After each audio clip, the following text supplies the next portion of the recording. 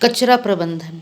कचरा प्रबंधन भी हमारी एक बहुत ही गंभीर पर्यावरणीय समस्या है, क्योंकि हम देखते हैं कि कचरे की एक तो आबादी बढ़ती जा रही है दिन ब दिन, और जिस गति से आबादी बढ़ रही है उससे ज़्यादा गति से कचरा कचरे का उत्पादन बढ़ रहा है, क्योंकि हमारी जो लाइफ स्टाइल है और हमारा जो तौर तरीका है ज़िंदगी जीने का, उसमें हम कचरा बहुत ज़्यादा उत्पादित करते हैं, क्योंकि तरह तरह की नई नई पैकिंग वाली चीज़ें आ गई हैं।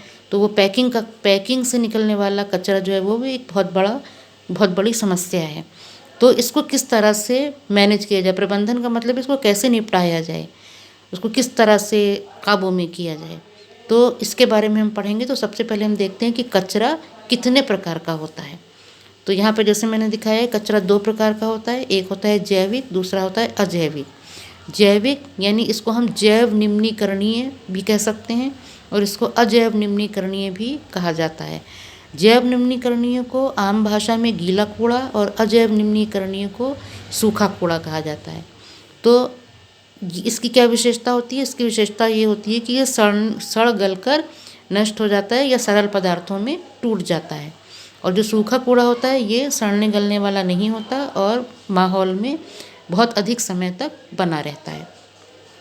अब इसको किस तरह से इसका निपटारा किया जाए, सबसे पहले तो ये देख लेते हैं कि जो जैव निम्नीकरणीय कूड़ा होता है उनके उदाहरण क्या क्या हैं। उदाहरण इनके फलों तथा सब्जियों के छिलके, कागज़ और गोबर आदि। तो ये सारे उन पदार्थों के नाम हैं जो सड़ गल कर किसी दूसरे पदार्थ में परिवर्तित हो जाते हैं। दूसरी तरफ है सूखा कूड़ा, जिसके एग्जाम्पल हैं प्लास्टिक, पॉलीथीन, थर्माकोल वगैरह, और इसमें शीशा, धातुएं ये सब भी आ जाती हैं। तो ये चूँकि ये सड़ गल नहीं सकते इसलिए इसको अजैव निम्नीकरणीय पदार्थ कहा जाता है, या अजैविक कचरा कहा जाता है, या सूखा कूड़ा कहा जाता है। ठीक है। अब इनका प्रबंधन कि इनको कैसे निपटाया जाए, तो जब कचरा दो प्रकार का है तो प्रबंधन के तरीके भी दो प्रकार के होंगे।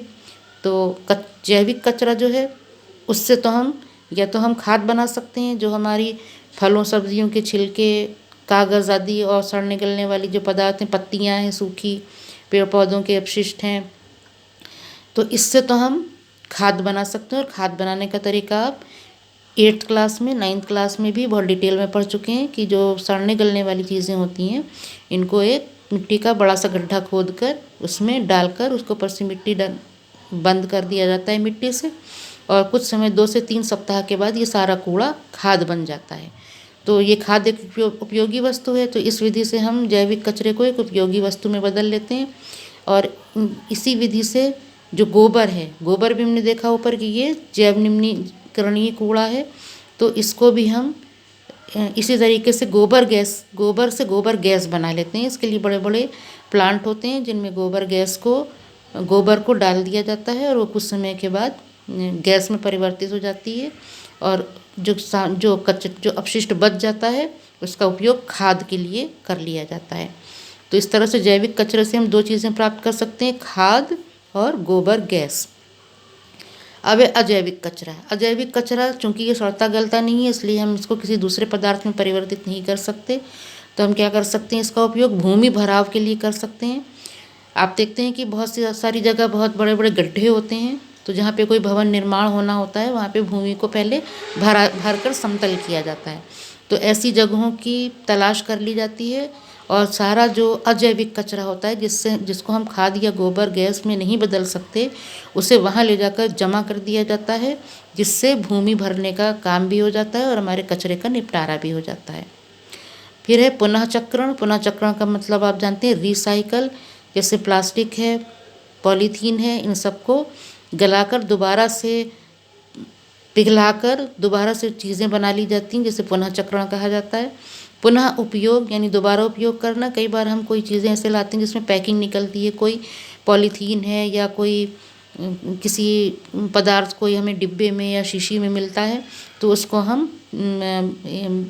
फेंक कर उसका दोबारा इस्तेमाल कर लेते हैं। जैसे हम पॉलीथीन में कोई सामान रखने के लिए उसका इस्तेमाल कर सकते हैं, या डिब्बे और शीशियों में कोई रसोई घर में किसी चीज़ को रखने के लिए इसका इस्तेमाल कर सकते हैं। पुनः प्रयोजन का मतलब है कि अगर कोई चीज़ बेकार हो गई है तो उसका किसी दूसरे काम में उपयोग ले लिया जाए। जैसे मान लीजिए पानी की बाल्टी है, प्लास्टिक की, और अगर वो क्रैक हो गई है तो अब हम उसमें पानी तो नहीं भर सकते, लेकिन हम उसके अंदर गमला लगा सकते हैं। या इसी तरह से कोई भी और किसी भी और चीज़ को हम एक काम के लिए अगर उसको यूज़ कर रहे थे और अगर अब वो उस काम में नहीं इस्तेमाल में आ सकती तो किसी दूसरे काम में उसका इस्तेमाल कर लिया जाता है। तो इस तरह से ये पुनः प्रयोजन भी अजैविक कचरे को निपटाने की एक विधि है।